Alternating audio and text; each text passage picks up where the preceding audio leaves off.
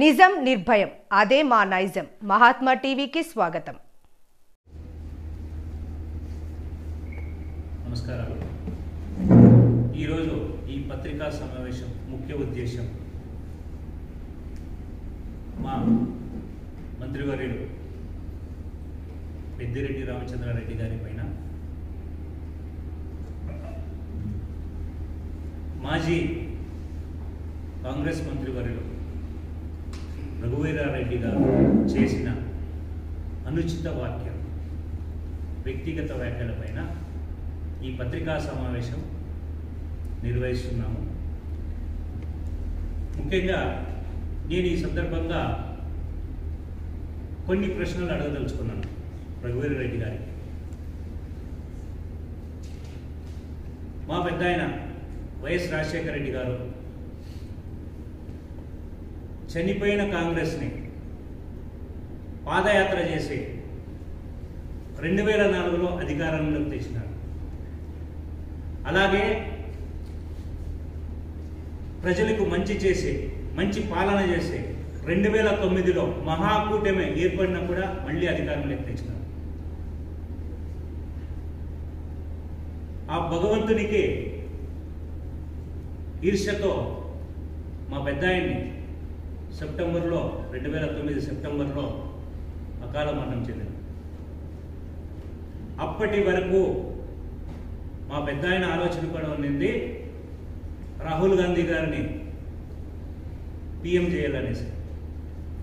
మా పెద్ద ఆయన చనిపోయిన తర్వాత కొందరు స్వార్థ రాజకీయాలు, ఎగ్జాంపుల్ చెప్పాలంటే మన రఘువీరారెడ్డి లాంటి, విహెచ్ హనుమంతరావు ఇలాంటి సీనియర్ లీడర్లు అని చెప్పుకునే స్వార్థ రాజకీయాలకు సోనియా గాంధీ తలొగ్గి మా అన్నగారు అనేటువంటి జగన్మోహన్ రెడ్డి గారిని నానా ఇబ్బందులు పెట్టారు. అప్పుడు మేము మా అన్నతో పాటు పార్టీ వదిలేసి అందరూ బయటకు వచ్చినాం. వచ్చినప్పుడు సీనియర్ లీడర్ బొత్స సత్యనారాయణ గారు వచ్చారు, అందరూ వచ్చారు. మా పెద్దిరెడ్డి రామచంద్రరెడ్డి అన్న వచ్చారు, మేము అందరూ వచ్చేసాం, వేణుగోపాల్ రెడ్డి అన్న వచ్చారు, నవీన్ నిషాల్ అన్న, అందరూ వచ్చేసాం అనుకోండి. వచ్చిన తర్వాత మాకు కాంగ్రెస్తో సంబంధం లేదు, మాది వైఎస్ఆర్ కాంగ్రెస్. ఈరోజు మీరు చెప్తున్నారు సిద్ధం సభలో రాహుల్ గాంధీని ప్రైమ్ మినిస్టర్ చేయండి అని చెప్పేసి మీరు మాట్లాడండి అని చెప్తున్నారు. మాకేం కర్మ పట్టింది మేము అది మాట్లాడడానికి? మా పెద్ద ఆయన కుటుంబాన్ని మీరు నానా తిప్పులు పెడితే మేము మిమ్మల్ని ఎందుకు ఒప్పుకుంటాం పిఎంగా అని సందర్భంగా అడుగుతున్నాం. అలాగే వ్యక్తిగత వ్యాఖ్యలు, కూనీకోరు అని చెప్పేసి మాట్లాడినారంట. మా పెద్ద ఆయన ఎక్కడైనా మా పెద్ద ఆయన పైన ఒక్క కేసు ఉన్నా కూడా, ఏమున్నా కూడా మేము నడి రోడ్ల గుండు కొట్టించుకుంటాం. లేదంటే మీరేం చేస్తారు? మాకు అలాంటి సంస్కారం లేదు, మా పెద్ద ఆయన అలాంటి వ్యక్తి కాదు. ఎప్పుడూ ప్రజలకు మంచి చేయాలన్న ఆలోచన తప్ప ఈరోజు రాష్ట్రంలో ఆల్మోస్ట్ సగం కాన్స్టిట్యున్సీల్లో ఆయనకు కనీసం అంటే ఒక కాన్స్టిట్యున్సీలో 10,000 మందిని గుర్తుపెట్టి మాట్లాడగలరు మా పెద్ద ఆయన. ప్రజలతో అంత మమేకంగా పనిచేస్తున్నారు, ప్రజల కోసమే పనిచేస్తున్నారు. 75 సంవత్సరాల్లో కూడా ఈరోజు మా పెద్ద ఆయన పనిచేస్తున్న ఓపికకి మాకు కూడా లేదు. అంత నీట్గా, అంత నిష్ఠావంతంగా పనిచేస్తున్నారు పార్టీ కోసం. అలాంటి మా పెద్ద ఆయన పైన ఈ అనుచిత వ్యాఖ్యలు మానుకోవాలని చెప్పేసి ఈ సందర్భంగా మేము హితవు తెలియజేస్తున్నాం. రెండవ విషయం, సీనియర్ లీడర్ అయినటువంటి నవీన్ నిషాల్ గారిని రాజకీయంగా మీరు టికెట్ రాకుండా చేసి అనగదొక్కేశారు. ఎప్పుడూ హిందూపూర్లో పార్టీ గెలవకూడదని కోరుకునే వ్యక్తుల్లో మీరు కాంగ్రెస్లో ఉన్నప్పుడు కూడా మీరే ముఖ్యం. లేదంటే ఎప్పుడో మా కాంగ్రెస్ పార్టీనే గెలిచేది. అప్పుడు హిందూపూర్లో ఎప్పుడు గెలుస్తుంది అనుకుంటామో అప్పుడు ఏదో రకంగా మీరు దెబ్బకొట్టినారు పార్టీని. మీరు నమ్మకం ద్రోహం చేసినారు కాంగ్రెస్ పార్టీ.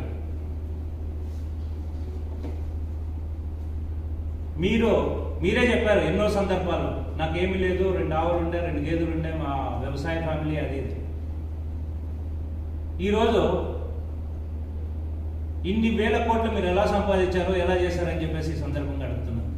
మేము కరప్షన్ చేయలేదు నేను అంటున్నాను. కరప్షన్ చేయకుండా మీరు ఇన్ని కోట్లు సంపాదించారా? నేనే చూశాను మిమ్మల్ని 1999 మీరు హైదరాబాద్ వెళ్ళాలంటే ఎస్బిఎంఎస్ బస్సులో మీరు వెళ్ళడాన్ని నేనే చూశాను కళ్ళ. అప్పుడు నేను ఇంకా చదువుకుంటాను. అలాంటి స్థాయి నుంచి ఈరోజు మీరు ఈ స్థాయికి వచ్చినారు. సంతోషం, భగవంతుడు మిమ్మల్ని బాగా చూసుకున్నాడు. ఈ స్థాయికి వచ్చారు, సంతోషం. దయచేసి రాజకీయంగా మీరన్నట్టే హుందాగా మాట్లాడండి, హుందాగా ప్రవర్తించండి. మీరు మా పెద్ద ఆయన విమర్శిస్తే మాత్రం మేము ఊరుకోము. మీరు విమర్శించేది ఏదో మీ బీజేపీ వాళ్ళపైన ఇంకోరిపైన విమర్శించుకొని మాకు సంతోషం, మాకేం ప్రాబ్లం లేదు. మా పార్టీ పైన కానీ మా పెద్ద ఆయన కానీ మా సీఎం గారిని కానీ విమర్శిస్తే మాత్రం మేము ఊరుకోము అని చెప్పేసి ఈ సందర్భంగా తెలియజేస్తున్నాం. నేను స్టేటస్ చెప్తాను నేను మీకు. నేను ఊరికే మీకు ఏదో చెప్పడం ఎలక్షన్ కోడ్ వచ్చేసి ఎలక్షన్ కోడ్ మార్చి 15th పైనే. ఎందుకంటే మార్చి 13th వరకు ప్రోగ్రాంలు ఉన్నాయి. 15th పైన ఎలక్షన్ కూడా అంత లోపల ఏదో ఒకటి దీనిపైన రిజల్ట్ అయితే ఖచ్చితంగా ఇస్తాం. ఎందుకంటే మా విశ్వాసం ఏమంటే మీరు స్థానికులు కాబట్టి సమస్య తెలుసు కాబట్టి గతంలో వెళ్ళిపోతాం. మీరు చేయగల నమ్మకం ఉంది కాబట్టి ప్రజలు పెడుతున్నాం. మీ విషయం పైనే నేను 3 సార్లు కలవడం జరిగింది. కలిసినప్పుడంతా నేను మాట్లాడాను. జర్నలిస్ట్ సైట్లు ఇంటి పట్టాలి అంత లోపలే జీవో కూడా ఇచ్చింది గవర్నమెంట్. అది ఎప్పుడు చేస్తారో మనకు తెలియదు. అది ఏమన్నా రిక్వెస్ట్ చేయాలంటే 10 days లోపల ఇచ్చే ప్రయత్నం చేసి ఇప్పించేస్తే నాకు ఇంకొక పని చేయండి. నేను మొన్న కూడా సబ్ చెప్పించాను ఎక్కడ రెవెన్యూ ల్యాండ్ ఉంది ఏంటి అనేసి. ఇదే ఆరైతే రెవెన్యూ ల్యాండ్ ఎక్కడ ఉందని సబ్ చెప్పించాను. కొన్ని సర్వే నెంబర్స్ అయితే ఇచ్చాడు, నేను మీకు పంపిస్తాను. ఒకసారి సెలెక్ట్ చేయండి దాన్ని. ఇన్ కేసు అది రెవెన్యూ ల్యాండ్ దాంట్లో అవుతుంది అంటే డివైడ్ చేసి ఇద్దామని చెప్పేసి అంటున్నా. అంటే ఎలా అంటే ఒకే ప్లేస్లోనే అన్ని సైట్లు కావాలంటే కుదరని పని. ఎక్కడ అక్కడ 10 దొరికినా కూడా ఏదో చేద్దామని చెప్పేసి అని ఆలోచిస్తున్నా. 3 సర్వే నెంబర్లు ఉన్నాయి, నేను మీకు పంపిస్తాను. నేను అంటే అవి సెలెక్ట్ చేసి చూడండి. అవైతే మన టౌన్ లిమిట్స్లో ఉన్నాయి. మేము కూడా మీకు ఇంటి పట్టా ఇవ్వాలంటే అంటే ఎక్కడో దూరంగా పల్లెల్లోనో అక్కడెక్కడ కాకుండా టౌన్లో మంచి వాల్యుబుల్ ప్లేస్లో ఇస్తే మీరు ఏదో ఇల్లు కట్టుకునేసి సెటిల్ అవుతారనే ఆలోచన అయితే నాకైతే ఉంది. అంటే చాలా మంది చనిపోయిన కాంగ్రెస్ 4 పాడిపోస్తున్నారు అని చెప్పేసి 100% కరెక్ట్. మీ చనిపోయింది, మీ కాంగ్రెస్ పార్టీ అనేది చనిపోయింది లేదు. ఒక మనిషి చనిపోతే పాడి ఎత్తుకొని వెళ్ళినప్పుడు 2 సార్లు 3 సార్లు దిగుతారంట, చెవులు ఊతారంట, నారాయణ నారాయణ అనేసి. అంటే ఏమైనా చనిపోయింటే లేస్తాడేమో. మీ దానికి అట్లా చేయాల్సిన టైం అయిపోయింది ఆల్రెడీ. మీ కాంగ్రెస్ చేసాం ఆల్రెడీ. నారాయణ నారాయణ అందరూ ఊదినారు. ఎట్టి పరిస్థితులలో మీ కాంగ్రెస్ అనేది నిలబడదని చెప్పేసి ఈ సందర్భంగా తెలియజేస్తాం. దయచేసి రఘువీరెడ్డి అన్న గారు మా పెద్ద ఆయన గురించి దయచేసి ఏ అనుచిత వ్యాఖ్యలు చేయకూడదని చెప్పేసి ఈ సందర్భంగా మనవి చేసుకుంటూ ముగిస్తున్నాం. ఇప్పుడు రఘువీరెడ్డి అన్న జర్నీ చేసినాము, ఆ పార్టీలో పనిచేసినాం అందరం. ఇప్పటికీ సత్సంబంధాలు ఉన్నాయి, దాంట్లో ఏం అనుమానం లేదు. ఎక్కడ మనం భయపడేది తగ్గి మాట్లాడేది ఉండదు. కానీ కాంగ్రెస్ పార్టీ చనిపోయిన కాంగ్రెస్ పార్టీని పాడి మోస్తున్నారు అని పెద్ద ఆయన చెప్పడం జరిగింది. అంతే తప్ప వేరే వ్యాఖ్యలు చేయలేదు. రఘువీరెడ్డి అన్న దానికి ఏం మాట్లాడినారు? మీరే కాంగ్రెస్ పార్టీని పొడిచి చంపి కాంగ్రెస్ పార్టీని మేము మీరు చంపేసిన పార్టీని మేము పాడి మోస్తున్నామని మాట్లాడడం జరిగిందని ఈరోజు వివరించారు. ఈరోజు వివరణలో విన్నా. నిన్నటి వరకు పెద్ద ఆయన కూని చేశారనేది మాట్లాడినారు అనుకున్నాం. కానీ అన్న మీరు సరిగ్గా వినలేదు, నేను ఆ మాట కాదు మాట్లాడింది ఈ మాట అని చెప్పి ఈరోజు వివరణ ఇచ్చారు. నేను ఇంతకు ముందే చదివాను నేను. కానీ అన్న రఘువీరెడ్డి అన్న ఒక విషయం చెప్పదలుచుకున్నాను మీకు సూటిగా. దాదాపు స్వతంత్రం వచ్చినప్పటి నుంచి ఈ ఆంధ్ర రాష్ట్ర ప్రజలందరూ కలిసి పెంచి పోషించిన రాష్ట్రం హైదరాబాద్ నగరం. యావత్ ఆంధ్ర రాష్ట్ర ఆదాయం ఒక వంతు అయితే హైదరాబాద్ ఆదాయం ఒక వంతు. మేమందరం మా పిల్లల కళలు ఎన్నో కళలు కన్ని ఆ కళల మీద నిర్మించిందే హైదరాబాద్ నగరం. అట్లాంటి దాన్ని చీకటి గదిలో తలుపులేసుకుని విభజించి దిక్కులేని రాష్ట్రంగా ఈ ఆంధ్ర రాష్ట్రాన్ని విభజించింది కాంగ్రెస్ పార్టీ. ఆ విభజించిన రోజు కాంగ్రెస్ పార్టీలో ఉన్న ప్రతి ఒక్కరు కూడా, ఈ రాష్ట్రంలో ఉన్న ప్రతి ఒక్కరు కూడా చీదరించుకొని కాంగ్రెస్ పార్టీని విడిచి రావడం జరిగింది. అందులో జగన్మోహన్ రెడ్డి గారితో సహా ఇంకా చాలామంది రావడం జరిగింది.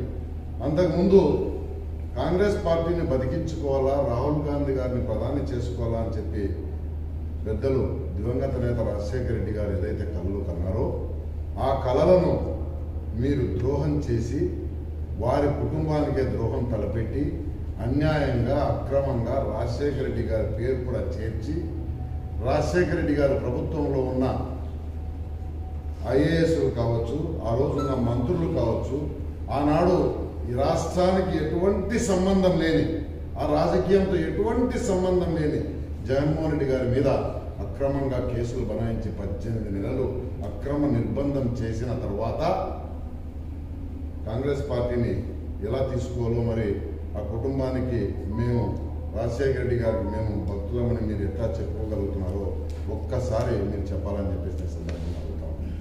ఆ రోజు మీరు కూడా కాంగ్రెస్ పార్టీలో రాజశేఖర రెడ్డి గారి కుటుంబాన్ని ఇబ్బంది పెట్టినప్పుడు ఆ ప్రభుత్వంలో ముఖ్య నేతగా, రెండో ముఖ్యమంత్రిగా మీరు కూడా ఉన్నారు.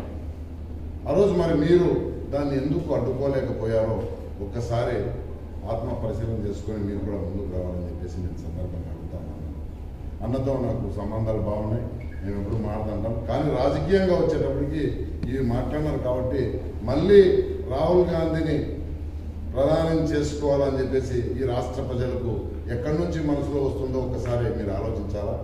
మరి కాంగ్రెస్ పార్టీని ఎట్లా ఇంత ద్రోహం చేసి గొంతు కోసి రాష్ట్ర ప్రజలు 5 కోట్ల 6 కోట్ల ఆంధ్ర రాష్ట్ర ప్రజలు గొంతు కోసేసి మీరు రోడ్డున పడేసి ఈరోజు రాజధాని లేదు, హైకోర్టు లేదు, సరిగ్గా ఏ భవనం లేదు, ఎక్కడి నుంచి ఆదాయం లేదు, ఆదాయ వనరులు లేవు, మాకెక్కడ సాఫ్ట్వేర్ కంపెనీలు లేవు, మా పిల్లలు ఉద్యోగాలు చేసుకోవాలంటే ఎక్కడ లేవు.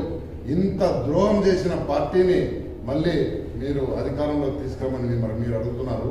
ఇది ఎంత సబబో ఎంత న్యాయమో మీరే ఒక్కసారి ఆత్మ పరిశీలన చేసుకుని ముందుకొచ్చి దీన్ని చెప్పాలని చెప్పేసి అడుగుతా ఉన్నాం.